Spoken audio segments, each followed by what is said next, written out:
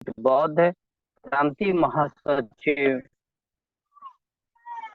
प्रांतीय महासचिव संभाग रीवा जिला सतना मध्य प्रदेश, आप सभी का इस वेबिनार जूम मीटिंग में स्वागत, वंदन, अभिनंदन एवं सलूट करते हुए आप सभी को मेरा सादर नमो बुद्धाय जय भीम प्रेरित करता हूं।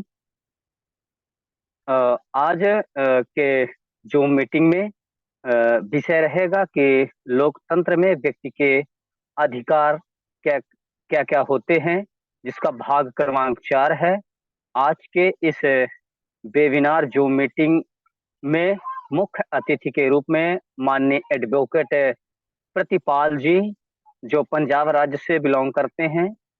मुख्य वक्ता के रूप में इंजीनियर महेंद्र साक जी, जो झांसी उत्तर प्रदेश से बिलोंग करते हैं। आज के कार्यक्रम की अध्यक्षता माननीय नेपलेश्वर बौद्ध जी, जो उड़ीसा राज्य से बिलोंग करते हैं। और विशिष्ट वक्तागणों में माननीय चरणदास बौद्ध जी, पन्ना मध्य प्रदेश से हैं। सह माननीय कृष्णकांत राव जी, जो झारखंड से हैं, एवं सुखदेव प्रसाद जी, जो महोबा उत्तर प्रदेश से हैं। तो सभी अतिथियों से मेरा पुनः नमो बुद्धाय जय भीम। एवं आज के वक्तागणों को जो मीटिंग में जुड़ा होना बहुत आवश्यक है। तो मैं कार्यक्रम का गति या संचालन करने से पहले आज के कार्यक्रम की अध्यक्षता कर रहे माननीय नेपलेश्वर बौद्ध जी से चाहूंगा कि वो आज की जो वेबिनार चालू करने के लिए हमें अनुमति प्रदान करें। माननीय अध्यक्ष महोदय जी।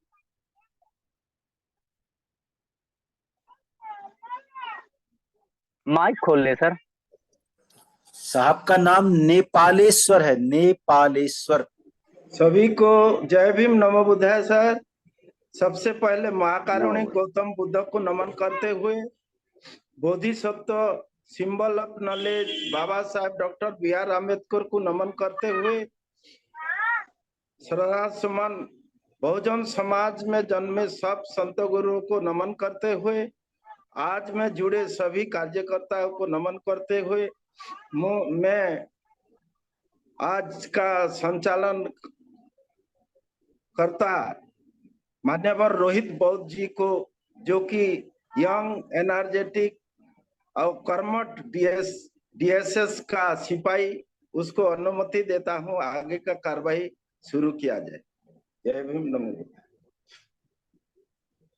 बहुत बहुत साधुवाद सर। हमें आपके द्वारा अनुमति प्रदान हुई है। मैं सादर आपका वंदन, अभिनंदन, अभिवादन करता हूं। तो मैं कार्यक्रम की ओर बढ़ूं उससे पहले दुनिया को शांति का संदेश देने वाले तथागत गौतम बुद्ध, देवानाम प्रियदर्शी सम्राट अशोक महान, शिक्षा की ज्योति जगाने वाले महात्मा ज्योतिबा फूले, माता सावित्रीबाई फूले एवं आरक्षण के जनक छत्रपति साहू महाराज, और सिंबल ऑफ नॉलेज बाबा साहब अम्बेडकर, और राष्ट्रीय बौद्ध महासभा के संस्थापक राष्ट्रीय अध्यक्ष माननीय धर्म प्रकाश भारती जी को मैं सादर नमन करते हुए, राष्ट्रीय आचार्य जी और राष्ट्रीय कार्यकारिणी के अध्यक्ष माननीय बादल सिंह बौद्ध जी, और आप सभी जूम में जुड़े हुए अतिथियों का पुनः से स्वागत, वंदन, अभिनंदन। कृपया शांतिपूर्व से, जैसे हम अभी तक सुनते आए हैं उसी तरीके से आज हम वक्ता जनों को सुनेंगे। तो वक्ताओं जनों में मैं सबसे पहले चाहूंगा कि सुखदेव प्रसाद जी, जो महोबा से बिलोंग करते हैं, उनसे निवेदन रहेगा कि सर वो आए और अपना माइक खोलकर अपनी बात रखें। विषय है कि आज लोकतंत्र में व्यक्ति के अधिकार क्या क्या होते हैं। तो महोदय जी, सुखदेव प्रसाद जी सादर आमंत्रित हैं। जी सर, आवाज आ रही? हाँ सर, आ रही, आ रही। करुणा के सागर तथागत बुद्धा को नमन करते हुए, बहुजन समाज में जन्मे सभी संत गुरुओं को नमन करते हुए, ज्ञान के दीपक डॉक्टर बी.आर. अम्बेडकर साहब के चरणों में कोट कोट नमन बंदन करते हुए, रहबर साहब कांसीराम जी के चरणों में कोट कोट नमन बंदन करते हुए, आज की अध्यक्षता कर रहे मानवर नेपालेश्वर बौद्ध साहब जी, उड़ीसा प्रांत। आज के मुख्य अतिथि एडवोकेट प्रतिपाल जी, पंजाब प्रदेश। मुख्य वक्ता इंजीनियर महेंद्र साक जी, झांसी उत्तर प्रदेश। सभी को कोट कोट बार नवोदय जय भीम। आज के अपने मुख्य वक्ता आदरणीय श्री चरणदास बौद्ध साहब, पन्ना मध्य प्रदेश। मानवर श्री कृष्णकांत राव जी, झारखंड प्रदेश से, उनको भी नवोदय जय भीम। आज का सफल संचालन कर रहे डीएसएस के प्रभारी हमारे रोहित बौद्ध जी, सतना से, नवोदय जय भीम साहब। आरबीएम के राष्ट्रीय अध्यक्ष मानवर धर्मपाल भारती जी बौद्ध साहब को सप्रेम नवोदय जय भीम। कार्यवाहक अध्यक्ष आदरणीय बदल सिंह बौद्ध साहब को नवोदय जय भीम। हमारे प्रदेश के बाबूजी आदरणीय राजा रमन आनंद साहब जी को जय भीम नवोदय। प्रदेश अध्यक्ष बाबू जगदीश प्रसाद बाबू जी को नवोदय जय भीम। दशरथ मौर्य साहब जी को जय भीम नवोदय।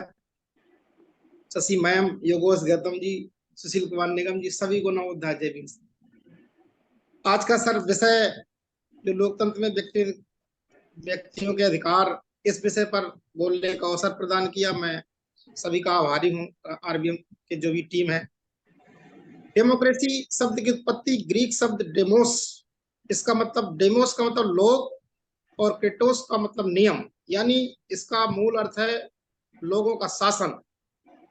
लोकतंत्र सरकार की एक ऐसी प्रणाली है जहां नागरिक सीधे सत्ता का प्रयोग करते हैं या एक शासी निकाय बनाने के लिए प्रतिनिधियों का चुनाव करते हैं, और जहां सरकार नागरिकों के प्रति जवाबदेह होती है, न कि नागरिक सरकार के प्रति।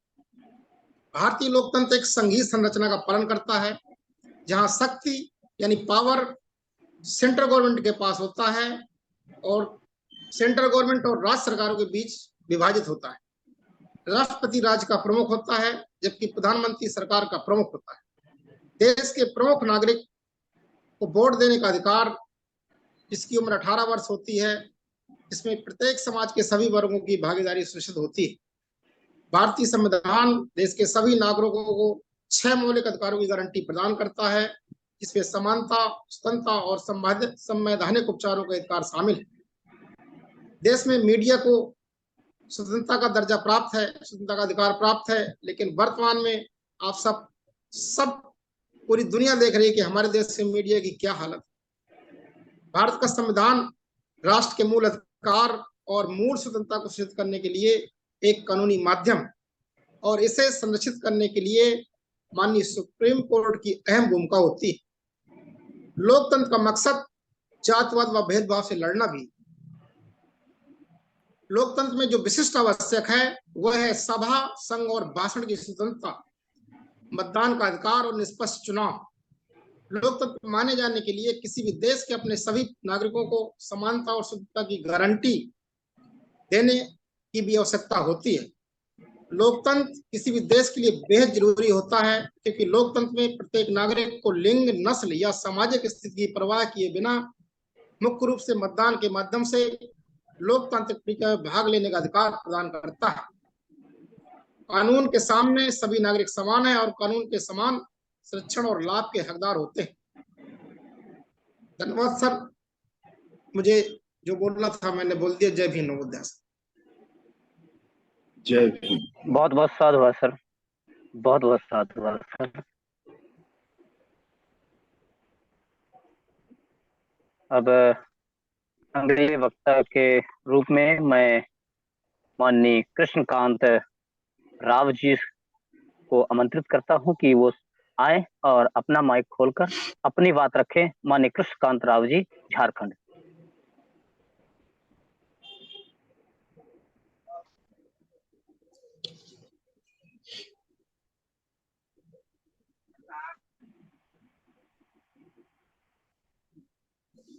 कृष्णकांत राव जी सर, अगर मीटिंग में जुड़े हैं तो अपना माइक खोलकर अपनी बात रखें सर।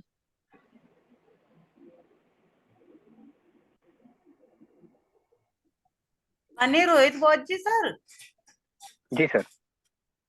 जब तक वो जुड़े नहीं है तब तक आगे दूसरे वक्ता को ले लीजिए। और अपने एक एबी राजू जी जुड़े हुए हैं आंध्र प्रदेश से। एवी राजू जी। एबी राजू आंध्र प्रदेश, तो वो जी अपनी बात रखना चाहते हैं 2 मिनट के लिए, उनको भी समय दे देना है ना। जी जी।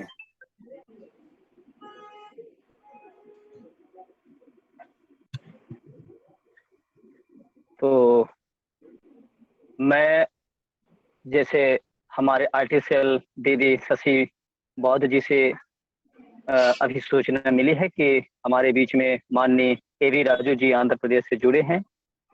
तो मैं उनसे चाहूंगा कि सर अपना माइक खोलें और अपनी बात 2 मिनट के लिए दीदी ने कहा है, तो सर उसका विशेष ध्यान रखेंगे क्योंकि हमारे वक्तागण भी हैं, उनको भी सुनना है। तो सर अपना माइक खोले सर और अपनी बात रखें।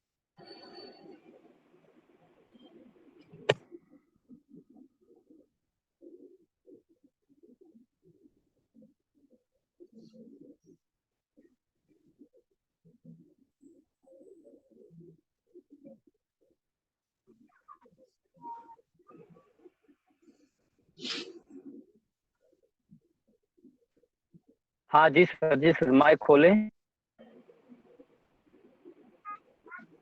अनम्यूट बटन होगी सर, माइक की बटन होगी, क्रॉस लगा होगा।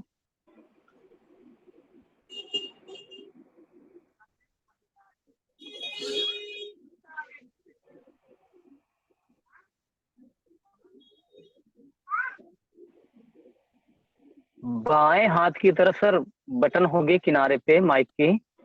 म्यूट अनम्यूट कर लें सर, उसको हैंड रेज करिए फर्स्ट ऑप्शन दे दें।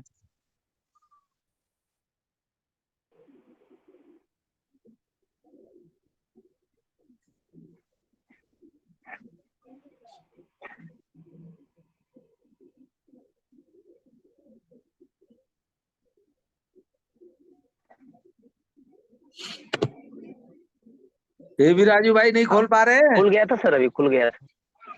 खुल गया सुशील, हाँ खुल गया सर, खुल गया सर। खुल गया। हाँ ओके हाँ ओके हाँ। ओके।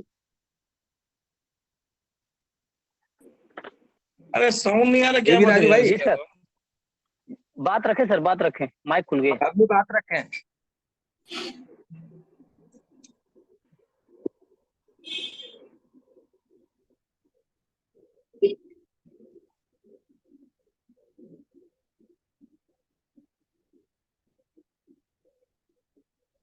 हेलो राजू सर बोले सर। पहली बार जुड़ रहे यार हैं क्या साउंड राजू? कुछ नहीं आ रहा यार मुझे। अब आवाज आ रही है आपकी, आ रही है आवाज आ रही है आपकी, आ रही है आवाज, आ रही, बोलिए। अरे आवाज आ रही, आ रही है, आ रही है। अच्छी जी बात। सर, जय भीम सभी लोगों को। हाँ जय भीम जय भीम जय भीम। जय भीम। मेरा जय भीम। परिचय है, मेरा AV Raju, general secretary Andhra Pradesh. Hello, जी जी जी। सुनिए, राइट, ओके ओके। मैं हूँ एवी राजू, महामंत्री Andhra Pradesh road transport corporation SC/ST employees association.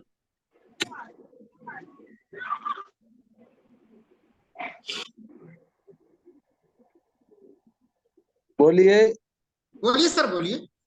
Time का ध्यान रखिए, बोलिए जल्दी। राज सर बोलिए, आपकी आवाज नहीं आ रही सर। हेलो, आ रही जी है बोलिए। आवाज? आ रही आवाज, अब आ रही। सुशील, जी हेलो, आ रही है आवाज। बात बताऊं, अच्छी बात। हाँ बताओ। तो आप सभी लोगों को मेरा जय भीम, नमो बुद्धाय। हम्म। हमारा अभी तो मेरे को पहली बार मैं आपके यहाँ आया बात करने के लिए, उसके लिए मैं काफी आपको जय भीम बोलूंगा। और जरा हमारा हिंदी साउथ इंडिया का है ना, जरा समझ में नहीं आता कुछ, ऐसा कुछ मत समझे हमारे बारे में। तो नहीं आ बहुत रही है ही समझ। अब आ रही सर, बढ़िया समझ में आ रही है, अब बोलिए।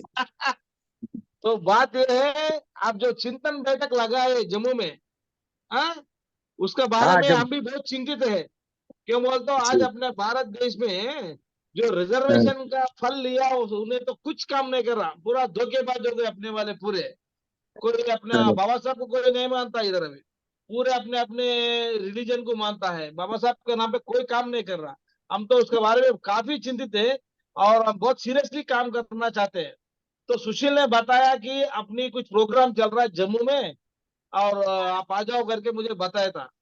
मैं बोला सुशील को, सुशील आप सभी लोगों को लेकर आऊंगा, मैं पूरे भारत में जितने भी अपने ट्रांसपोर्ट से जुड़े हुए हैं, अभी अपन पूरे मिलके, यानी राष्ट्रीय बौद्ध महासभा से हम भी मिलके जुड़ के काम करेंगे, ताकि अपने वालों को, सभी लोगों को इकट्ठा करेंगे, बाबा साहब का मैसेज देंगे सभी लोगों को, और कुछ ना कुछ एक नयापन लेकर जाके अभी अपना मूवमेंट को फिर से मजबूत बनाने की समय आ गया है, नहीं तो बहुत मुश्किल में पड़ जाएंगे करके मैं सुशील को समझाया।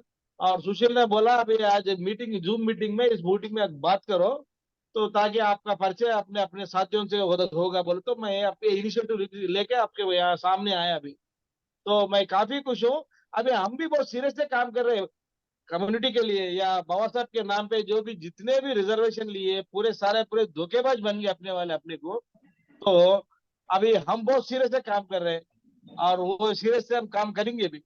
अभी आपका जो प्रोग्राम लगाए हुए जो कश्मीर में, उस प्रोग्राम को अभी अपने पूरे साउथ इंडिया से जितने भी हमारे रिलेशन है रोडवेज में अपने साथियों के साथ, हम सबको वहां इनवाइट करने का कोशिश कर रहे हैं साहब।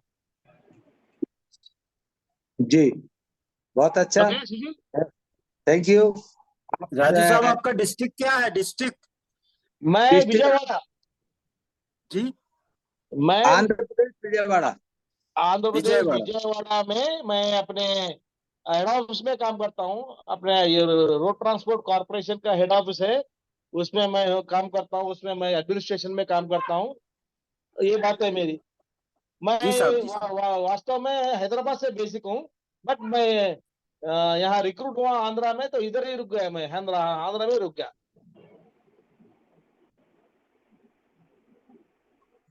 हेलो सुशील, थैंक यू, आ गई आवाज, बिल्कुल आ गई सबकी समझ में। हो गया ना, मेरी मेरी मेरी पहचान हुई है। और हम आप आपकी पहचान हो गई, जो भी अ, बंदा हो उनकी लिस्ट जरूर दे देना तुम।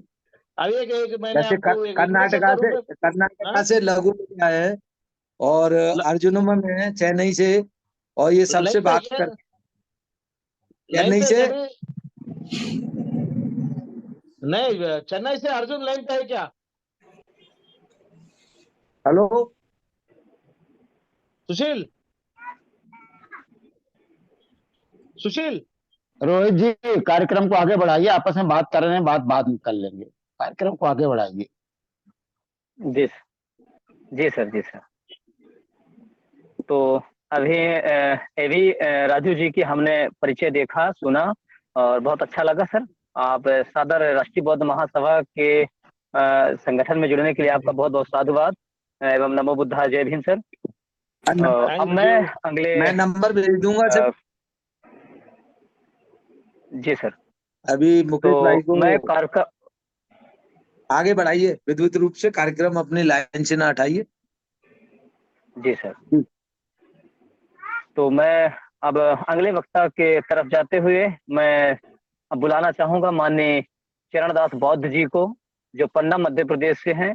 तो सर आए और अपनी बात आज के विषय पर रखें सर, और मार्गदर्शन करें। CD boss sir. बहुत बहुत साधुवाद सर संचालक जी। नमो तस्स भगवतो अरहतो सम्मा संबुद्धस्स। करुणा के सागर तथागत गौतम बुद्ध के चरणों में सशक्त नमन। परम पूज्य बोधिसत्व बाबा साहब भीमराव अंबेडकर जी के चरणों में सशक्त नमन। बहुजन समाज में जन्मे सभी संतों, गुरुओं, माताओं के चरणों में सशक्त नमन। राष्ट्रीय बौद्ध महासभा के संस्थापक अध्यक्ष महोदय माननीय धर्म प्रकाश भारती बौद्ध जी, कार्यवाहक अध्यक्ष माननीय बादल सिंह बौद्ध जी, राष्ट्रीय आचार्य इंजीनियर किशोर बौद्ध जी, आज के कार्यक्रम के अध्यक्ष महोदय माननीय नेपालेश्वर बौद्ध जी, मुख्य अतिथि महोदय एडवोकेट प्रतिपाल जी, मुख्य वक्ता इंजीनियर महेंद्र शाक्य जी, वक्तागणों में माननीय कृष्णकांत राव जी, माननीय सुखदेव प्रसाद जी, माननीय एवी राजू जी एवं सभी उपस्थित उपासक उपासिकाओं को सादर नमो बुद्धाय, जय भीम। आज का जैसा कि विषय है लोकतंत्र में व्यक्ति के अधिकार, आज चौथा भाग है और जैसा कि 3 एपिसोड इसके हो चुके हैं, इनमें काफी विद्वानों ने अपनी बातें रखी हैं। पुनरावृत्ति भी हो सकती है कुछ बातों की, क्योंकि तारतम्य बनाए रखने के लिए उन बातों को दोहराना भी जरूरी है। कुछ नए साथी भी सुन रहे होंगे, तो बीच में किसी प्रकार का गैप ना हो बात में, इसलिए मैं उन साथियों से जिनकी बातों का दोहराव हो क्षमा चाहूंगा। जैसा कि लोकतंत्र में व्यक्ति के अधिकार, सबसे पहले तो हमें यह जानना होगा कि शासन पद्धतियां दुनिया में जो चल रही हैं वो कई प्रकार की हैं। एक तो जिसे हम लोकतंत्र के रूप में जानते हैं, राजतंत्र है, अधिनायक तंत्र है और कुलीन तंत्र है। ये 4 प्रमुख शासन तंत्र हैं। इन तंत्रों में लोकतंत्र को सर्वश्रेष्ठ माना गया है। हमें सारा माहौल समझने के लिए, सारी मंशा समझने के लिए हमें कुछ विस्तृत अध्ययन की आवश्यकता है। यहाँ पर पूरी चर्चा नहीं की जा सकती, फिर भी मैं थोड़ी सी एक सरसरी तौर पर बात रखना चाहूंगा। इसमें हमें प्रमुख राजनीतिक विचारकों का भी अध्ययन करना चाहिए, प्रमुख राजनीतिक विचारधाराओं का भी अध्ययन करना चाहिए और इतिहास पर भी एक विहंगम दृष्टि डालनी चाहिए। तब सारा माजरा हमारे समझ में आएगा, वास्तविक बात क्या है और हमारा समाज किधर जा रहा है, आज हम किस दौर से गुजर रहे हैं। ये सारा इतिहास को खंगालने के बाद हम समझ पाएंगे। अगर हम देखें लोकतंत्र, तो लोकतंत्र का इतिहास जो है वो बहुत पुराना है। यूं कहें कि लोकतंत्र के जनक हमारे जो है उनका नाम है क्लिस्थनेज, और वह लोकतंत्र के जनक माने जाते हैं। ये पहला लोकतंत्र लगभग 500 ईसा पूर्व प्राचीन ग्रीस में शुरू हुआ था और इसकी शुरुआत में जो क्लिस्थनेज की मदद की गई थी, वो एथेनियन लोगों की मदद से सत्ता में आए थे और उन्होंने इसमें कुलीन वर्ग की शक्ति को कमजोर कर दिया, कम करके दिया और शहर राज्य में नागरिक सभा की शक्ति में वृद्धि की थी। तो इस तरह से एक जो लोक कल्याणकारी राज्य की शुरुआत हुई थी वह बहुत समय पहले हो चुकी थी।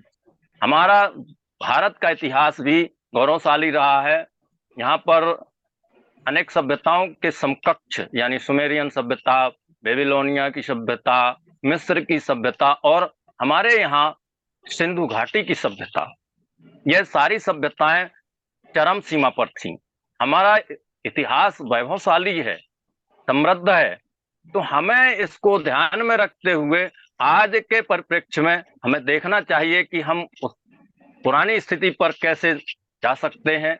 जैसे सोने की चिड़िया कहलाता था हमारा देश, तो सोने की चिड़िया किस समय कहलाता था और उसमें क्या व्यवस्थाएं थी। ऐसा नहीं है कि लोकतंत्र की स्थापना ग्रीस से हुई तो भारत में लोकतंत्र नहीं था, भारत में भी लोकतंत्र था। तथागत गौतम बुद्ध के समय में भी गणराज्य हुआ करते थे और ऐसी स्थिति में वहां भी हम देखते हैं, जब तथागत गौतम बुद्ध जी के जीवन पर झांकते हैं, बुद्ध और उनका धम्म पढ़ते हैं बाबा साहब का, तो वहां पर ये सारी बात आती है कि एक संघ था।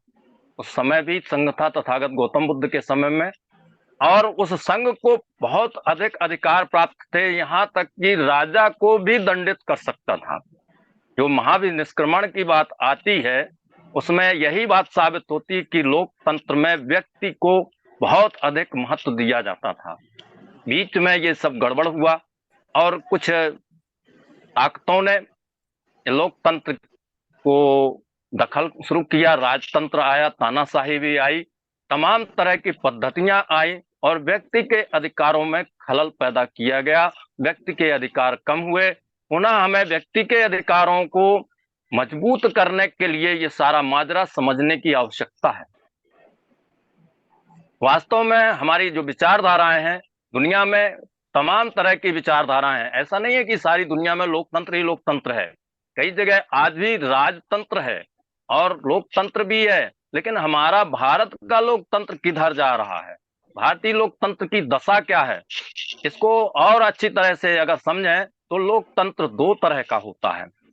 एक लोकतंत्र होता है प्रत्यक्ष लोकतंत्र, दूसरा होता है परोक्ष लोकतंत्र। बाबा साहब ने जो संविधान की रचना की है उसका आधार हमारा परोक्ष लोकतंत्र है, संघात्मक प्रणाली है, एकात्मक प्रणाली भी होती है। तो एकात्मक प्रणाली में प्रत्यक्ष लोकतंत्र देखने को मिल जाता है। आज भी दुनिया के कुछ देशों में प्रत्यक्ष लोकतंत्र है और वहां पर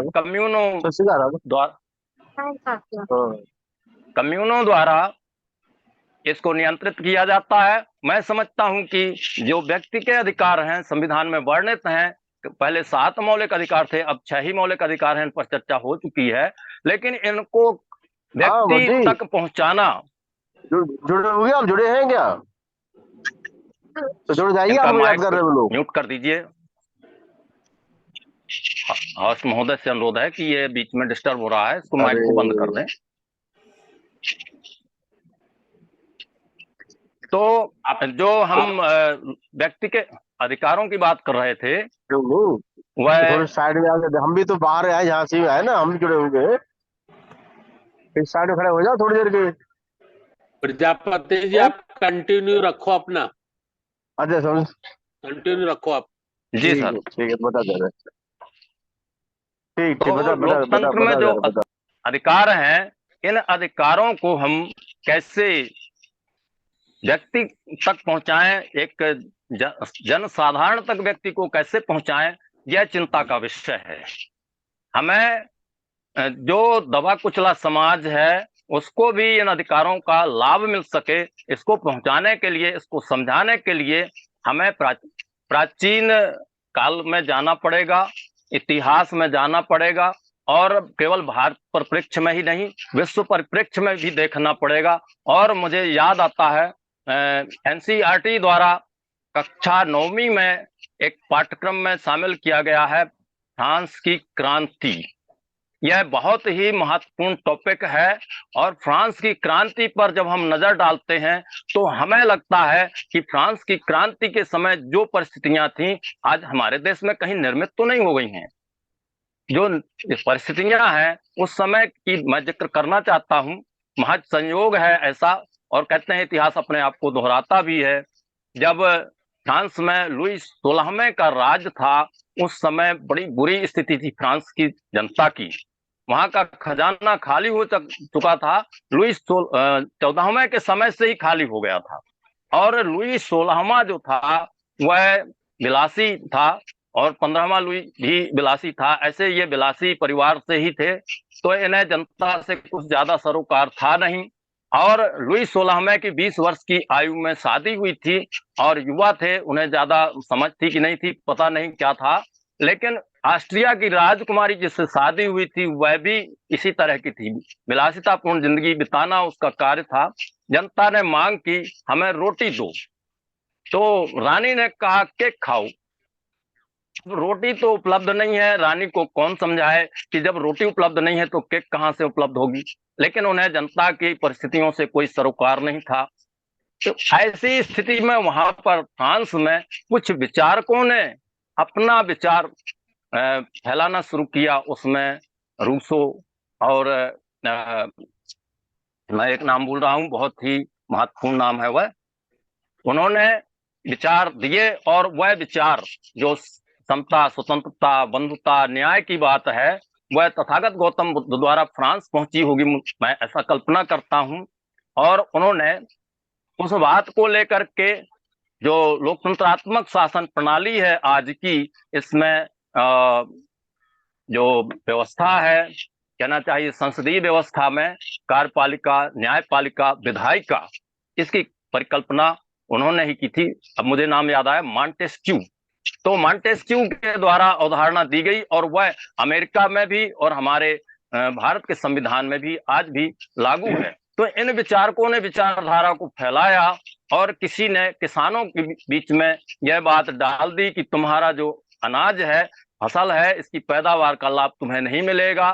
तो जनता एकदम भड़क गई और जनता ने वहां पर क्रांति कर दी और इस तरह से बेस्टिल कहलाता था वहां का कारागार, उस कारागार को तोड़ दिया और उसके अंदर जो कुछ कैदी थे उनको भी रिहा कर दिया गया। बाद में फ्रांस के राजा को पकड़कर सार्वजनिक रूप से मार डाला गया और कुछ दिनों बाद वहां की रानी, जो मुझे ध्यान आता नाम, मैरी था उनका नाम, तो उनको भी गिलोटिन पर चढ़ा दिया गया। इस तरह की क्रांति हुई और फ्रांस में यूं कहें कि और भी क्रांतियां हुई। फ्रांस की क्रांति है, रूस की क्रांति है, जर्मनी की क्रांति है।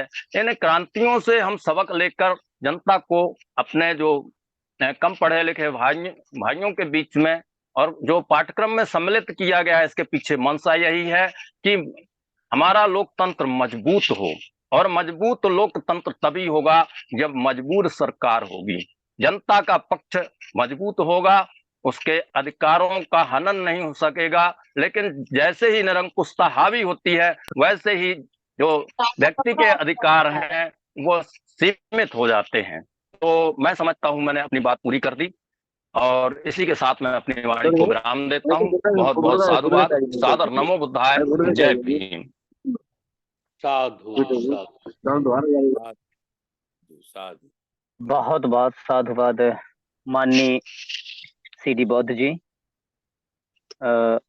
एक विशेष सूचना केंद्रीय कार्यालय से आई है कि आज के जो मुख्य वक्ता थे माननीय इंजीनियर महेंद्र साक जी, उनके रिश्तेदारों के यहाँ दुखद घटना हो गई है।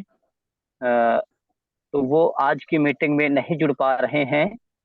मैं आशा करूंगा कि प्राकृतिक उन्हें अपने चरणों में स्थान दे और यहीं से मैं श्रद्धा सुमन अर्पित करते हुए मैं आज के कार्यक्रम के मुख्य अतिथि माननीय एडवोकेट प्रतिपाल जी को आमंत्रित करूं। उससे पहले एवी राजू जी, जो अभी आंध्र प्रदेश से जुड़े थे, मैं चाहूंगा कि सर आप थोड़ा सा माइक खोलकर अपना नंबर केंद्रीय कार्यालय में फीड करवा दें सर। भैया जी, रोहित जी, संचालक महोदय, मैंने केंद्रीय कार्यालय में एवी राजू जी का अभी शशि जी को और मुकेश जी को नंबर दोनों सेंड कर दिए। साधुवाद सर, बहुत बहुत साधुवाद। तो अब आज के कार्यक्रम के मुख्य अतिथि माननीय एडवोकेट प्रतिपाल जी से निवेदन है कि सर आए और माइक खोलकर अपनी बात रखें। माननीय एडवोकेट प्रतिपाल जी।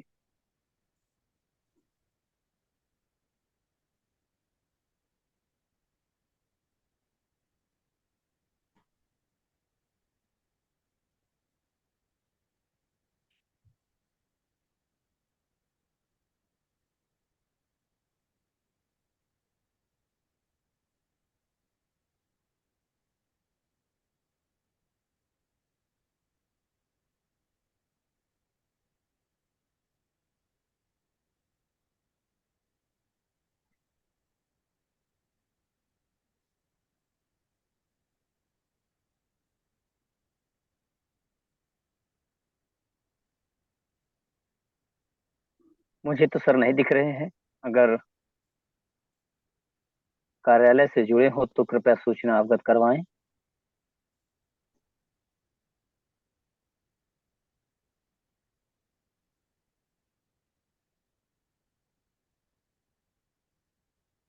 रोहित जी वो नजर नहीं आ रहे कहीं। हाँ हाँ सर, हाँ सर। चलिए तो कोई नहीं, उनकी जगह आरएस बौद्ध, आरएस जाटव साहब ग्वालियर से जुड़े हैं, जी सर, उनको आमंत्रित कर लो। उसके बाद फिर नेपालेश्वर साहब का करा दो। जी सर। तो अभी संस्थापक अध्यक्ष जी से अनुमति मिली है कि ग्वालियर से माननीय RS जाटव सर जुड़े हैं, तो सर अपना माइक खोलें और अपनी बात रखें सर। साधारण मंत्री। नमो बुद्धाय, जय भीम। आज चूंकि दुखद समाचार दे रहा हूं मैं आपको, हमारे एक साथी जयकरण अहरवार साहब का निधन हो गया है, तो आज पूरे दिन मैंने उनके बीच में रहा हूं और दाह संस्कार करके अभी आ रहा हूं। इसलिए हमारी क्षमा चाहता हूं कि मैं इस संबंध में ज्यादा कुछ बोल नहीं पाऊंगा।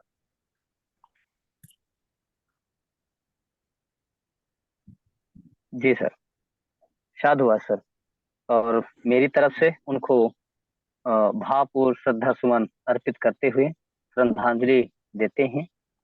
और आज के कार्यक्रम के रोहित बौद्ध जी उड़ीसा से हमारे बीच में जुड़े हुए हैं जगदीश लोहा साहब।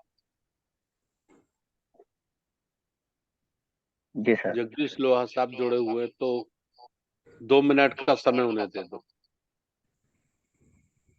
सबसे पहले महाकारुणिक तथागत पुरुषों को नमन करते हुए, बाबा साहेब अम्बेडकर को नमन करते हुए, संस्थापक धर्म प्रकाश भारती जी तथा हमारा बीच उपस्थित सभी RBM के कार्यकर्ता के उपस्थित में सभी को नमन करते हुए, वो जो अभी आवाज बढ़ाइए चल रहा है अभी, तो हम लोग का कहना है कि लोकतंत्र जो है आज का सब्जेक्ट है, लोकतंत्र कैसा रहेगा, तो हमारा बहुत लोग बोल चुके हैं, हमको ज़्यादा बोलना नहीं है।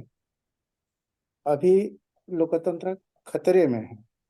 हमारा जो बाबा साहेब लिखा हुआ संविधान लोकतंत्र, इनडायरेक्ट लोकतंत्र है, लेकिन अच्छा है, लेकिन उनको खतरा पैदा हो गया है, उनको बचाना है, यही मेरा कहना है।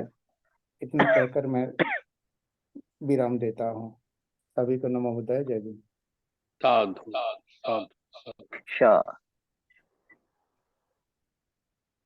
बहुत बहुत साधुवाद माननीय जगदीश लोहा जी, आपने अपने विचार रखे। अब सर हेलो। जी सर। Hello sir. जी जी। हेलो। हाँ सर, बोलिए सर। ये एडवोकेट भूदेवा महानंदिया जुड़े हैं शायद, थोड़ा उड़ीसा से वो एडवोकेट है और कॉन्स्टिट्यूशन का ज्ञाता है।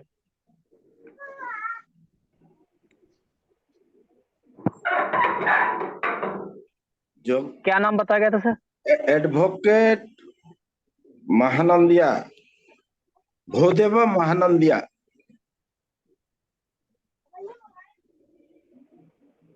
जी सर। एडवोकेट महानंदिया।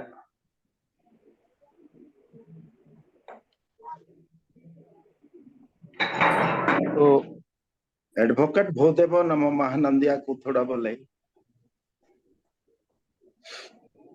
जुड़े थे।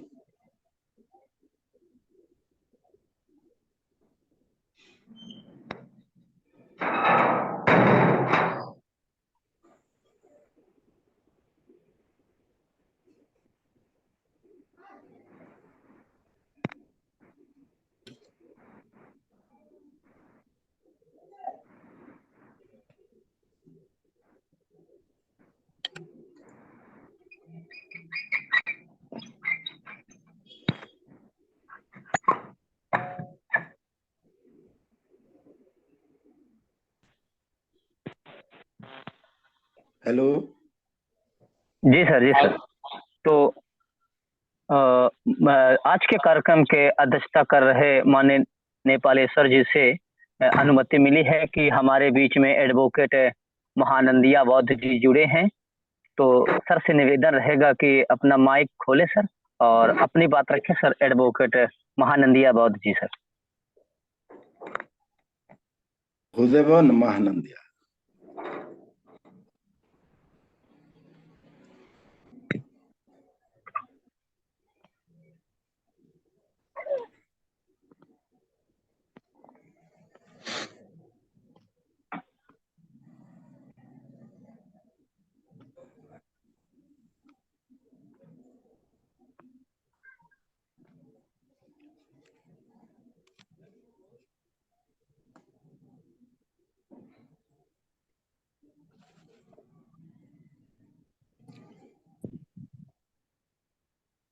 नहीं है? नहीं जुड़े हैं सर। जुड़े थे लेकिन ठीक है। जी सर। तो बहुत सारा मुख्य आज के जो हमारे मुख्य अतिथि थे एडवोकेट प्रतिपाल जी, जो पंजाब से हैं। तो केंद्रीय कार्यालय से अभी मैसेज आया है कि उनका नेटवर्क इशू कुछ दिक्कत कर रहा है, तो वो भी नहीं जुड़ पाएंगे। इसलिए क्षमा चाहेंगे आप सबसे कि आज के मुख्य अतिथि जी और मुख्य वक्ता जी नहीं जुड़ पा रहे हैं। तो मैं सर चाहूंगा कि आज के कार्यक्रम की अध्यक्षता कर रहे माननीय नेपालेश्वर बौद्ध जी से चाहेंगे कि सर अपना अध्यक्ष उद्बोधन रखें सर। सबसे पहले मेरा आवाज आ रहे है? हेलो।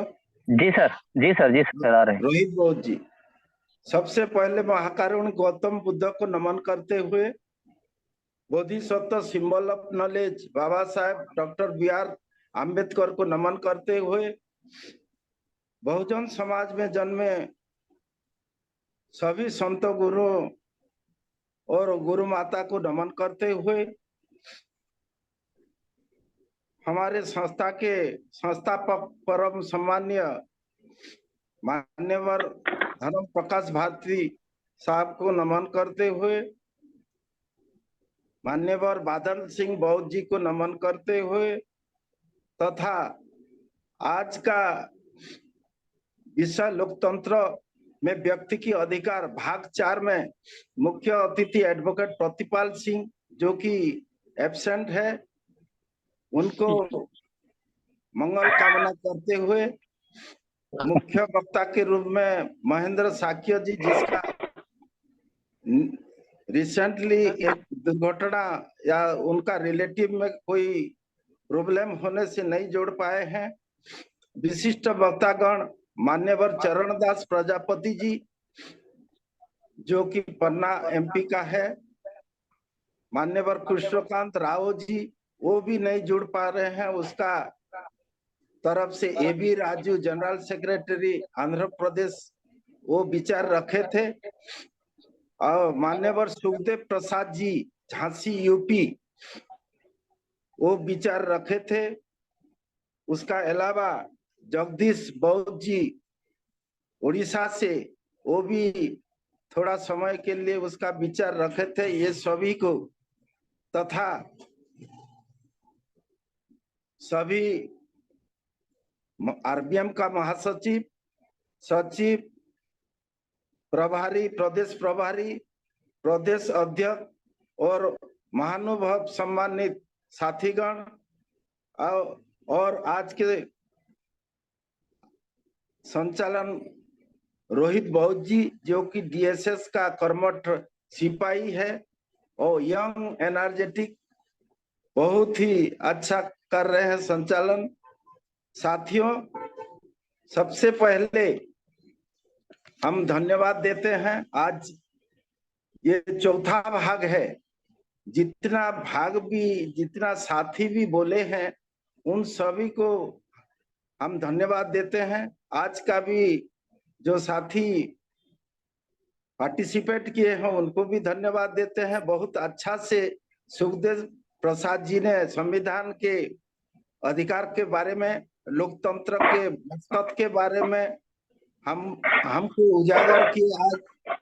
और AB राजू जनरल सेक्रेटरी जो आंध्र प्रदेश का है वो अपने पीड़ा व्यक्त कर रहे थे, उनका प्रदेश में बाबा साहब को जानकारी नहीं है इसलिए वो पीड़ा व्यक्त कर रहे थे।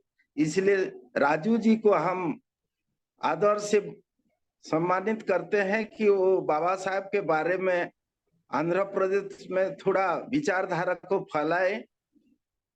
और चरणदास प्रजापति जी बहुत अच्छा वक्ता हैं, वो हमेशा अच्छा बोलते हैं। वो शासन तंत्र के बारे में, शासन तंत्र में लोकतंत्र सबसे महान है और श्रेष्ठ है उसके बारे में आज दिशा दिए हैं।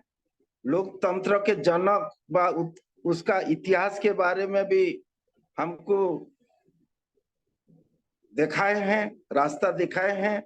लोकतंत्र का बुनियादी भारत में भी हुआ था, उसका क्रांति के बारे में और फ्रांसिस क्रांति के बारे में भी हमको विचार प्रकट किए हैं। इसलिए उनको तो हम धन्यवाद देंगे ही देंगे, उनका मंगल कामना ही करेंगे। वो अच्छा आज जो विषय वस्तु है उसका ऊपर व्यक्त किए हैं। साथियों, हम सबसे पहले हमारे संस्थापक को श्रीवार वंदन करते हैं कि उनका मकसद क्या है। चार बार ये लोकतंत्र में व्यक्ति के अधिकार के बारे में जो डिस्कशन हो रहा है उसका मतलब क्या है, वो साफ पता चलता है कि आरबीएम में एक कुशल व्यक्ति पैदा हो। जैसा वो बोलते हैं दूध में जैसा घी बनाना होता है, खांटी घी निकाल कर दूध से वो निकालने के लिए प्रयास कर रहे हैं। आरबीएम से अच्छा आदमी को बुला के निकाल के ये हमारे देश में 140 करोड़ जनता के लिए ये लोकतंत्र तथा उनका व्यक्ति का अधिकार के बारे में जन जन तक पहुंचे, उनका वो प्रयास है। इसलिए पहले हम उनको सैल्यूट करते हैं, उनका प्रयास बहुत ही शानदार है और ये प्रयास जारी रहेगा मई महीना तक। साथियों, हम ओरिजिनल विषय पर आते हैं। जो डेमोक्रेसी, लोकतंत्र, पहला हमको समझना है लोकतंत्र क्या है, इसका इतिहास क्या है। पहले लोकतंत्र कहाँ से शुरू हुआ था? लोकतंत्र साथियों ग्रीक देश से शुरू हुआ था और ये ग्रीक वर्ड है डेमोक्रेसी एक ग्रीक वर्ड है जो डेमो प्लस क्रेसी को लेके डेमोक्रेसी होता है। जैसा लोक का तंत्र लोकतंत्र होता है, इसलिए डेमो प्लस क्रेसी मिला के होता है। लोगों के द्वारा, लोगों के लिए, लोगों का शासन के लिए ये लोकतंत्र। साथियों, हमारे अमेरिकन फिलोसोफर या प्रेसिडेंट, वो उनका एक डेमोक्रेसी के ऊपर डेफिनेशन है, democracy is for the people, to the people and of the people. वो हमारे प्रेसिडेंट अमेरिका का बोले थे। उसके अलावा बाबा साहब ने क्या बोले थे उसके बारे में हम बोलेंगे। बाबा साहब लोकतंत्र के बारे में, लोकतंत्र सरकार के बारे में क्या सोच था उसके बारे में हम बोलना चाहते हैं। लोकतंत्र ऐसे सरकार है, एक रूप है, बल्कि समाज का भी एक रूप है। लोकतंत्र न केवल सरकार का एक रूप है बल्कि समाज का भी एक रूप है। उसका इंग्लिश में हम बोलते हैं political democracy can not last unless there lies at the base of social democracy. According to him, social democracy is a way of life which recognize liberty, equality and fraternity as a principle of life। समता, स्वतंत्रता और बंधुता के ऊपर वो आगे बोले हैं। राजनीतिक प्रजातंत्र का आधार सामाजिक प्रजातंत्र पर निर्भर है। राजनीतिक प्रजातंत्र का आधार सामाजिक प्रजातंत्र पर निर्भर है। सामाजिक प्रजातंत्र यह एक जीवन शैली है जो जीवन के सिद्धांत के रूप में स्वतंत्रता, समानता और बंधुत्व का स्वीकार करता है। और एक बार बोलते हैं, राजनीतिक प्रजातंत्र का आधार सामाजिक प्रजातंत्र पर निर्भर है। सामाजिक प्रजातंत्र यह एक जीवन शैली है जो जीवन के सिद्धांत के रूप में स्वतंत्रता, समानता और बंधुत्व को स्वीकार करता है। वो हुआ बाबा साहब का हिसाब से डेमोक्रेसी है। अब बाबा साहब के हिसाब से उनका उद्देश्य, उनका जो सोच है, व्यक्ति का अधिकार क्या है? व्यक्ति का अधिकार बाबा साहब के अनुसार लोकतंत्र में व्यक्ति के अधिकार राजनैतिक, सामाजिक और आर्थिक अधिकारों को सम्मिलित करते हैं। उन्होंने यह माना कि लोकतंत्र में हर व्यक्ति को मतदान का अधिकार होना चाहिए और राजनीतिक प्रक्रिया में भाग लेने का भी अधिकार होना चाहिए। उन्होंने सामाजिक अधिकारों के महत्व को भी जोर दिया, जैसे समानता का अधिकार और जातिवाद के आधार पर भेदभाव की समाप्ति हो। इसके अलावा उन्होंने आर्थिक अधिकारों को भी प्रचार किया, जिसमें एक जीवित मजदूरी की अधिकार और शिक्षा और स्वास्थ्य सेवाओं तक पहुंच का अधिकार शामिल हो। और एक बार बोलते हैं, बाबा साहब के अनुसार लोकतंत्र में व्यक्ति के अधिकार राजनीतिक, सामाजिक और आर्थिक अधिकारों के सम्मिलित करते हैं। उन्होंने यह माना कि लोकतंत्र में हर व्यक्ति जो मतदान का अधिकार होना चाहिए और राजनीतिक प्रक्रिया में भाग लेने का भी अधिकार होना चाहिए। उन्होंने सामाजिक अधिकार के महत्व को भी जोर दिया, जैसे समानता अधिकार और जातिवाद के आधार पर भेदभाव की समाप्ति हो। इसके अलावा उन्होंने आर्थिक अधिकारों को भी प्रचार किया, जिसमें एक जीवित मजदूरी का अधिकार और शिक्षा और स्वास्थ्य सेवा तक पहुंच का अधिकार शामिल हो। बाबा साहब ने राजनीतिक, आर्थिक और सामाजिक अधिकार को एक स्वर में हमारे संविधान में सम्मिलित किए और हमारे जो प्रियम्बुल है वहाँ वो मिरर के हिसाब से दर्पण के हिसाब से बाबा साहब ने हमारा संविधान में व्यक्त किए हैं। उनका वो कोई देश से चोरी करके नहीं लाए हैं। वो भगवान बुद्ध का जो वो त्रिशरण है, बुद्ध का जो आज विचारधारा है, उसमें से लाए हैं। समता, स्वतंत्रता और बंधुत्व, ये सब बुद्ध का विचार था। उसमें से ही हम लोग का जो संविधान का प्रियम्बुल ला के लिखे हैं। साथियों, बाबा साहब के अनुसार भारतीय संविधान अनुच्छेद 32 जो है, यह संविधान की हृदय है, हार्ट ऑफ द कॉन्स्टिट्यूशन। कौन सा अधिकार? जो अनुच्छेद 32, क्योंकि संवैधानिक उपचार के बिना मूलभूत अधिकार अर्थविहीन है। संविधान के उपचार के बिना जो मूलभूत अधिकार हम लोग को मिला है वो अर्थविहीन है। संविधान के उपचार क्या है? जो संविधान का मूल अधिकार का जो व्याघात डालते हैं, जो हनन करते हैं, उसके ऊपर सुप्रीम कोर्ट और हाई कोर्ट को भी अधिकार दिया गया है, वो उनका रक्षा करे। इसलिए संविधान का उपचार के बिना मजबूत अधिकार अर्थविहीन है।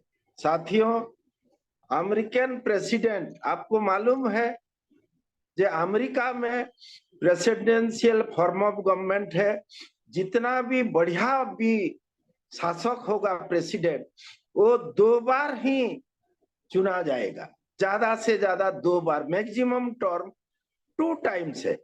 वेदर भारत में देखिए, जो प्राइम मिनिस्टर है, जो हम लोग का रियल एडमिनिस्ट्रेटर है, रियल शासक है, वो जीवन भर चुना जाएगा, कोई रेस्ट्रिक्शन नहीं।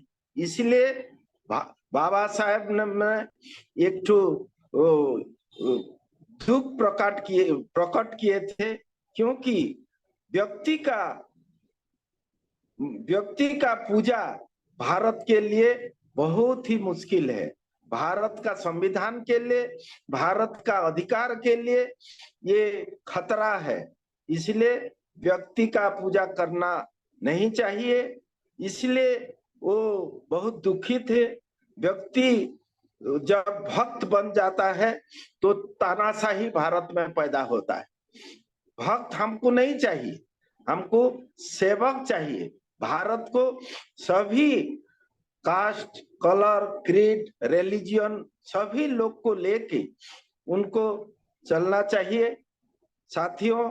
और भारत को सार्वभौम, गणतांत्रिक और सेकुलर धर्मनिरपेक्ष राष्ट्र बनाने के लिए वो संविधान में जो लिखित संविधान में हमको जो दिशा निर्देश दिए हैं उसका अनुसार हम लोग का शासन चलना चाहिए। लेकिन आज बहुत दुख के साथ हम प्रकट कर रहे हैं कि आज संविधान का 67 इयर्स कंप्लीट होके 8 इयर्स चल रहा है, लेकिन संविधान के बारे में भारतीय जो नागरिक है उसको 10% भी पता नहीं है। इसलिए भारत का संविधान को जन जन तक पहुंचाने के लिए सरकार को प्रयास करना चाहिए। रियली देखने के लिए जो 1950 में जो सरकार में बैठे थे वो आदमी लोग, वो सरकार भारत का संविधान को जन जन तक पहुंचाने के लिए एक शिक्षा का सिलेबस में, प्राइमरी स्कूल का सिलेबस में देना चाहिए था, अभी तक नहीं दे। इसलिए आप सक्सेसफुल डेमोक्रेसी के लिए संविधान का जानकारी, विधि का जानकारी जरूरी है, लेकिन भारत सरकार ने यही बात नहीं किया, वो जानकारी नहीं दिए। इसलिए हमारा नागरिक विदाउट संविधान नॉलेज में आज जी रहा है और आज अच्छा सरकार बनाने के लिए विफल होता है। इसीलिए जो सरकार अच्छा नहीं है उसका दुर्दशा वही है, विकास के लिए वो बहुत प्रॉब्लम खड़ा करता है। इसलिए आज का संविधान के लिए, बाबा साहब के सपना के लिए हमको अच्छा सरकार चुनना है। हमको जो समानता, स्वतंत्रता और बंधुत्व के ऊपर जो देता है, जो सरकार या पार्टी देता है, उसको चुनना है। साथियों, मोस्ट इम्पोर्टेंट बात बोलने जा रहे हैं। डेमोक्रेसी में वोट का अधिकार सबसे महत्वपूर्ण है। वोट का अधिकार आपको मालूम है, आज वोट का अधिकार नहीं होता। ये समानता अधिकार का ये मोस्ट इम्पोर्टेंट फैक्टर है, वोट का अधिकार। आज वोट का अधिकार नहीं होता तो एक लेबरर का जितना अधिकार है, एक प्राइम मिनिस्टर का, एक कोटिपति इंडस्ट्रियलिस्ट का वही अधिकार है। देखिए, इसलिए समानता इसलिए आता है कि हम इक्वली, पॉलिटिकली हम लोग इक्वल है। एक गरीब भी लेके एक करोड़पति तक एक ही वोट, एक ही आदमी एक ही वोट। इसलिए समानता तो हमको पॉलिटिकली मिल गया है, लेकिन सामाजिक स्तर में हम लोग अभी भी अगड़ा पिछड़ा, छुआ अछुआ ऐसा चल रहा है। और आर्थिक क्षेत्र में तो और पिछड़ा है। एक आदमी 20 आदमी के पास 70% का उनका प्रॉपर्टी है, वेदर 30% आदमी के पास उनका 70% आदमी के पास 30% संपत्ति है। इसलिए जो डिफरेंसेस है, जो आर्थिक डिफरेंसेस है, मतांतर है, जो उच्च नीच है, उसको हमको समान तक लाना है। वो प्रेजेंट गवर्नमेंट को देखना चाहिए। अभी तक हम लोग सामाजिक और आर्थिक स्तर में हम लोग समानता नहीं आए हैं। वही चीज के लिए बाबा साहेब बहुत की सोच रहे थे और उनका जो सोच था वो भविष्यवाणी कर रहे थे। ये सामाजिक विप्लव भी आर्थिक विप्लव भी हो सकता है। वही आवास भी वो संविधान पीठ में जो संविधान हमको 25 में जो 26 जनवरी नवंबर में सौंपे थे, उस दिन वो विचार व्यक्त किए थे कि ये संविधान हम तो दे रहे हैं, पॉलिटिकल इक्वलिटी तो हमको एक वोट एक मिल जाएगा, लेकिन हमको सामाजिक और आर्थिक स्तर में पिछड़ा हो जाएगा। इसलिए हम वही सरकार चाहते हैं जो इक्वलिटी, लिबर्टी और फ्रैटर्निटी के ऊपर जो हमारा मेन मकसद है, हमारा जो प्रियम्बुल में उसको आगे बढ़ाए। बाबा साहब उनका चिंता था जे जो लोग आज शासन में बैठे हैं वो लोग संविधान जो तैयारी मकसद संविधान तैयारी के टाइम वो लोग ही संविधान का ये समता स्वतंत्रता और हमारे संविधान में जो धर्मनिरपेक्ष है वो लोग ही अपोज कर रहे थे। इसलिए जो संविधान अपोज करने वाला का हाथ पड़ा है वो लोग इसलिए समता स्वतंत्रता के ऊपर इतना ध्यान नहीं जाता है। वो लोग चाहते हैं समता स्वतंत्रता जो संविधान से मिला है ये लोग को ना मिले, इसलिए संविधान बदलने का जो प्रयास जारी है। साथियों, हम आगाह करते हैं जो पार्टी और जो शासन तंत्र हमारे संविधान को बदलना चाहता है, जो हमारा व्यक्ति की अधिकार छीनना चाहता है, हमारा जो छुआछूत को बढ़ाना चाहता है, धर्म के धर्म लड़ाना चाहता है, उसको हम बेदखल करें और ऐसा शासक भारत में लाए जो संविधान के ऊपर विश्वास रखता है। इसलिए साथियों, हमारे संस्थापक जी का वही मकसद है कि हम लोग संविधान के लोकतंत्र के बारे में जानकारी ले और उनका अधिकार क्या है वो 140 कोटि भारत का जनता के पास पहुंचे। और इसलिए आरबीएम को जागरूक कर रहे हैं। वो आरबीएम लोग जागरूक करके 140 कोटि जो भारतीय हैं उसको पहुंचाए, सही रास्ता पहुंचाए, सच्ची रास्ता पहुंचाए और संविधान का बारे में वो सोचें, उसको ट्रेनिंग दें, उसको जानकारी दें, हक अधिकार के बारे में बोले। वही संस्थापक जी का इरादा है। हम लोग बार बार वही लोकतंत्र और व्यक्ति का अधिकार के बारे में इसलिए डिस्कशन कर रहे हैं कि हमारे आरबीएम का जो मकसद है, हमारे बाबा साहेब का जो मकसद है, जो हमारे संस्थापक जी का, जो हमारे बादल सिंह बौद्ध जी का मकसद है वो पूरा हो, वो सपना पूरा हो। इसलिए हम आज बैठक ही कर रहे हैं और भारत को आरबीएम का सभी सदस्यों को बताने जा रहे हैं। आप लोग मेरे बात ध्यान से सुने और मुझे आज अध्यक्ष जो चुना है, इसलिए आरबीएम को हम कोटि कोटि नमस्ते करते हैं, संस्थापक जी को कोटि कोटि प्रणाम करते हैं, शशि बौद्ध जी को नमन करते हैं।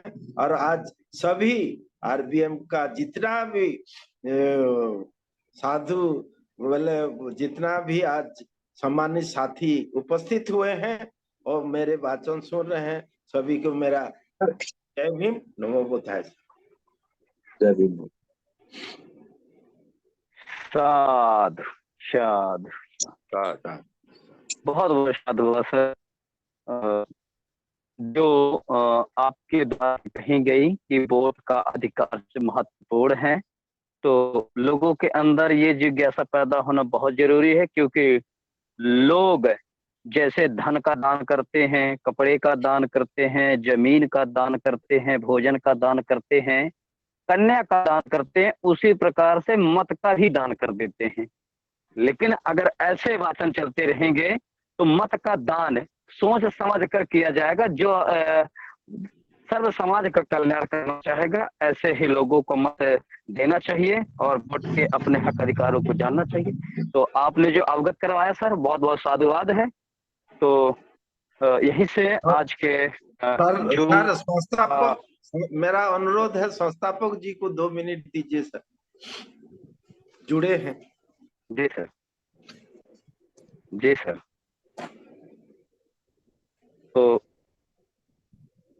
2 मिनट का शब्द, 2 मिनट का उद्बोधन आज हम राष्ट्रीय बौद्ध महासभा के संस्थापक राष्ट्रीय अध्यक्ष माननीय धर्म प्रकाश भारती बौद्ध जी को सादर आमंत्रित करते हैं कि शराएं और अपनी बात से हमें मार्गदर्शित करें। बहुत बहुत धन्यवाद।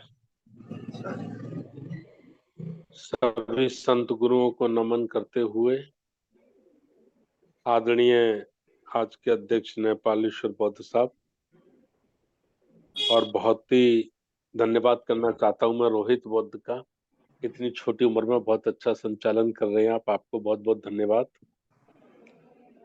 और जितने साथी भी जुड़े, जिन्होंने अपनी बात रखी, मैं अपने आप को सभी के साथ जोड़ते हुए सभी का धन्यवाद करना चाहता हूं। और आदरणीय नेपालेश्वर बौद्ध जी ने अपनी बहुत लंबी बात में एक बात जो कही, मैं उसका समर्थन करता हूं कि 140 करोड़ लोग भारत के वो समझें, वो जाने कि लोकतंत्र में उनका हक क्या है, उनका अधिकार क्या है। इस सीरियल को चलाने का, ये चर्चा चलाने का जो मतलब है, वो केवल इतना भरी है कि भारत के जितने नागरिक हैं वो कम से कम इस बारे में समझें और जानें। हमारे एक वक्ता ने कहा कि दान एक प्रथा हमारे देश में चलाई गई। आवाज नहीं आ रही मेरी? आ रही सर, आ रही। हाँ, बहुत अच्छी आवाज आ रही। दान प्रथा चलाई गई जो बहुत ही ज्यादा गलत है, और उसको शुरू किया गया बहुत सारी वस्तुओं से किया गया, लेकिन कन्यादान और मतदान, मैं ये 2 दानों के संबंध में आपका ध्यान आकर्षित करा रहा हूं। ना तो कन्या का दान किया जा सकता है, क्योंकि कन्या कोई वस्तु नहीं है, कोई संपत्ति नहीं है। कन्या हमारी अपनी संतान है, और संतान का कभी दान नहीं होता।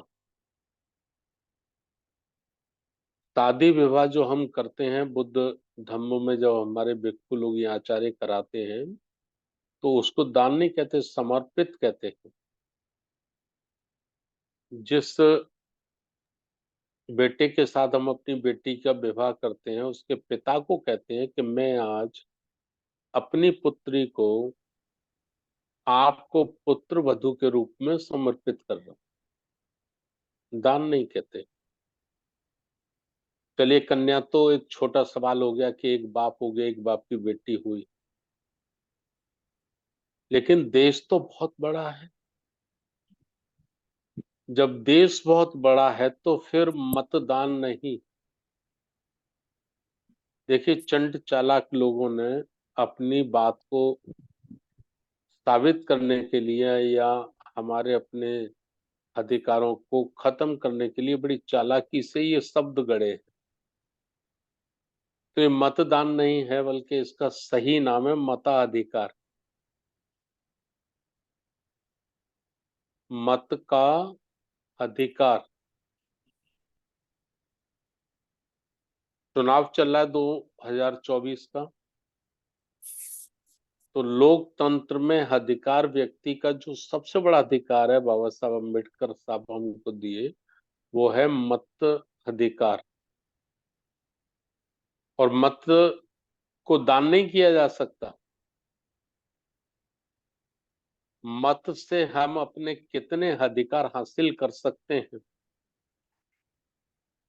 मत का प्रयोग करके हम कितने अधिकारों को हासिल कर सकते हैं, उसके लिए हमें इसका इस्तेमाल करना है। ये इसका सही उद्देश्य और सही इसका मकसद है। लेकिन आज जो हम लोकतंत्र कह रहे हैं, वास्तव में लोकतंत्र को चारों तरफ से अजगर सांप की तरह, जो अजगर सांप होता है ना, अजगर सांप जैसे बड़े से बड़े जानवर को, बड़े से बड़े शक्तिशाली व्यक्ति को, बड़ी से बड़ी ताकत को चारों तरफ से वो कस लेता है, लपेट लेता है। ठीक इसी तरह से भारत के लोकतंत्र को आज पूंजीवाद ने कस लिया है, लपेट लिया है, चारों तरफ से, चारों तरफ से, चारों तरफ से उसको अपने शिकंजे में ले लिया है। और उसका रूपांतरण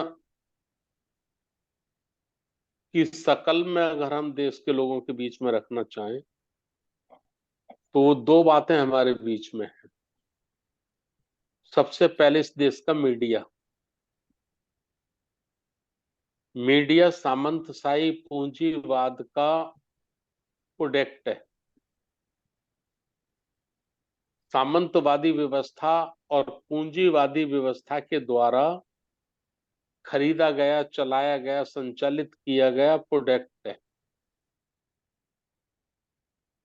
अब जो पूंजीवाद के द्वारा चलाया गया प्रोडक्ट है वो कभी जनतंत्र के लिए काम नहीं करेगा, न प्रजातंत्र के लिए काम करेगा। और जब वो जनतंत्र और प्रजातंत्र के लिए काम नहीं करेगा तो उसकी जो बड़ी हानि होगी, उसका जो बड़ा नुकसान होगा, वो लोकतंत्र को होगा।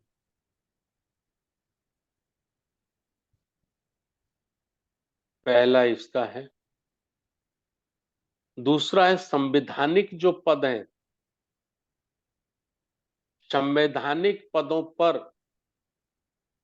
पूंजीवादी शक्तियों ने, सामंतवादी शक्तियों ने अपने प्रतिनिधि स्थापित कर दिए हैं। जबकि सच्चाई है कि संवैधानिक पदों पर प्रजा और प्रजा के प्रतिनिधियों को स्थापित होना था। लोकतंत्र की जो व्यवस्था है वो संविधान है। लोकतंत्र की व्यवस्था संविधान, प्रजातंत्र हमारा देश है।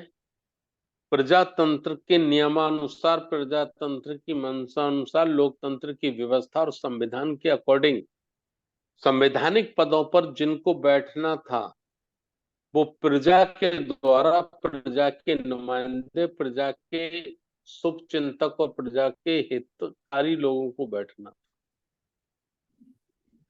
लेकिन भारत का बहुत बड़ा दुर्भाग्य कि प्रजातंत्र आने से पहले, लोकतंत्र स्थापित होने से पहले, संविधान का निर्माण होने से पहले इस देश में सामंतवाद ने और पूंजीवाद ने अपनी जड़ें फैला दी। हम छोटे से लोग 100, 150, 200, अधिकतम 500 लोग पूरे भारत में राष्ट्रीय बौद्ध महासभा के माध्यम से, सामाजिक न्याय परिषद, DSS के माध्यम से ये कोशिश कर रहे हैं, ये प्रयास कर रहे हैं कि सच्चा प्रजातंत्र, सच्चा लोकतंत्र स्थापित होना चाहिए। सच्चा संविधान भारत में लागू होना चाहिए। और मुझे खुशी की बात है कि हम लोगों की संख्या बेशक कम है, लेकिन ये कम संख्या के लोग चिंतनशील हैं, एक एक शब्द को, एक एक घटना को बड़ी बारीकी से समझ रहे हैं। यही हमारे आने वाली नस्लों के लिए, हमारी आने वाली पीढ़ी के लिए एक मार्ग बनेगा, एक रास्ता बनेगा, जिस रास्ते पर चलकर वो लोग इस देश के प्रजातंत्र और लोकतंत्र की रक्षा कर पाएंगे। आगे भी हम लोग जुड़ते रहेंगे, मिलते रहेंगे, और कोशिश करो जुड़ो और जोड़ो। सोशल मीडिया के माध्यम से बहुत इजी ये रास्ता है, बहुत सरल ये रास्ता है। इसके माध्यम से जितना ज्यादा से ज्यादा हो सकता है हमें प्रजातंत्र को प्रचारित करना है, लोकतंत्र को शक्तिशाली बनाना है और संविधान को कामयाब करना है। ये कहकर मैं अपनी वाणी को यही विराम देता हूं। उन्हें एक बार नेपालेश्वर साहब को, जिन्होंने आज की अध्यक्षता की, और बहुत बहुत धन्यवाद करना चाहता हूं मैं राहुल बौद्ध का, जो बहुत छोटी उम्र में बहुत अच्छा संचालन कर रहे हैं। देश भर से जितने साथी जुड़े उनका, और जिन्होंने अपनी विचार रखे उनका, सभी का बहुत बहुत अभिनंदन, बहुत बहुत साधुवाद। इस तमन्ना और इस उद्देश्य के साथ कि आज नहीं तो कल हम कामयाब होंगे, हम कामयाब होंगे, हम कामयाब होंगे। सामंतवादी पूंजीवादी ताकतें ये बाबा साहब साहू फुले अम्बेडकर, बुद्ध और कांशीराम साहब के मिशन को नहीं रोक पाएंगे, नहीं रोक पाएंगे, नहीं रोक पाएंगे। इसी संकल्प के साथ मैं आज अपनी बात को विराम करता हूँ। नमो बुद्धाय, जय भीम, जय भारत। साधु साधु साधु शाबाश, शाबाश। बहुत बहुत साधुवाद माननीय अध्यक्ष महोदय। राष्ट्रीय बौद्ध महासभा जो हमसे चाहती है, हम उसमें सतत लोग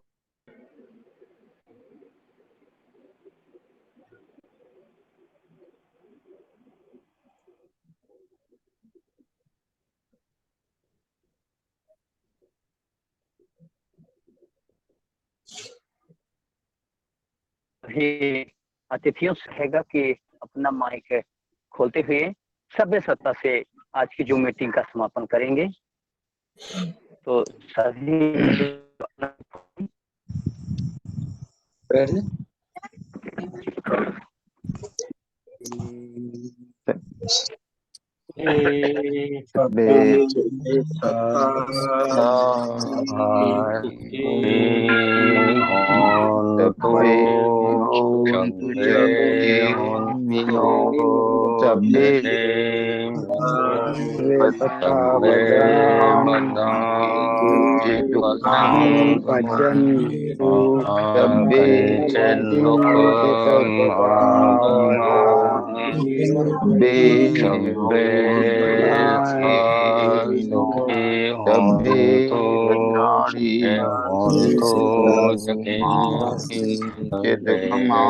भद्राणी कंची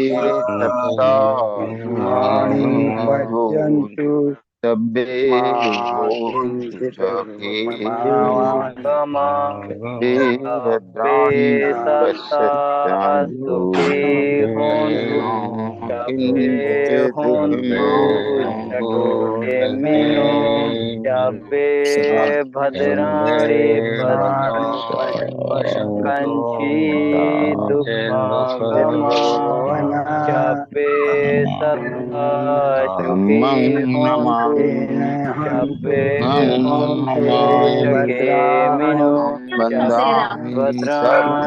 पश्यन्तु मा कंची दुःखमागमा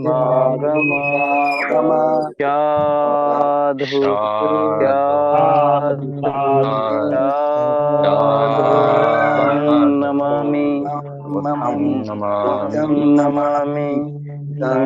नमामि। सबका मंगल हो, सभी को सैल्यूट सबका करते मंगल हुए हो, सबका कल्याण हो, सबका मंगल